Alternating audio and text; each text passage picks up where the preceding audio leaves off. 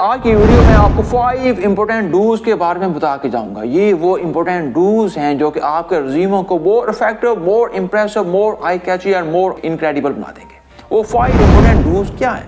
पहला डू है टेलर और कस्टमाइज योर रिज्यूमे, कि आपने रिज्यूमे को कस्टमाइज बनाना है। वो कैसा बनाना है? जो कि जॉब डिस्क्रिप्शन में लिखा हुआ है, जो कि हेड हंटर ने या कंपनी ने जो किसी न्यूज़पेपर में जॉब एडवर्टाइज की हुई है, उसके मुताबिक आपने रिज्यूमे को डिजाइन करना।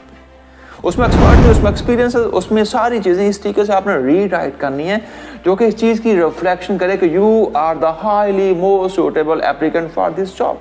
सेकंड रूल क्या है? Start your resume with professional summary और प्रोफेशनल ऑब्जेक्टिव। क्योंकि रिज्यूमे समरी एक ऐसी स्टेटमेंट है जो कि आपकी लाइफ के बारे में, आपके एक्सपीरियंस के बारे में, आपके एक्सपर्टीज के बारे में 3 से 4 सेंटेंस में आपके बारे में बता देगी।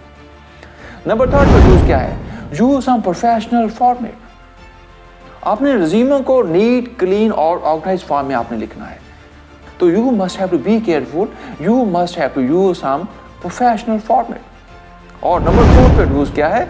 Always mention your key achievements. आपने अपनी लाइफ में पिछले 5 ईयर्स में, 10 ईयर्स में जो भी आपकी लाइफ की इंपॉर्टेंट अचीवमेंट्स हैं, you must have to describe in your resume.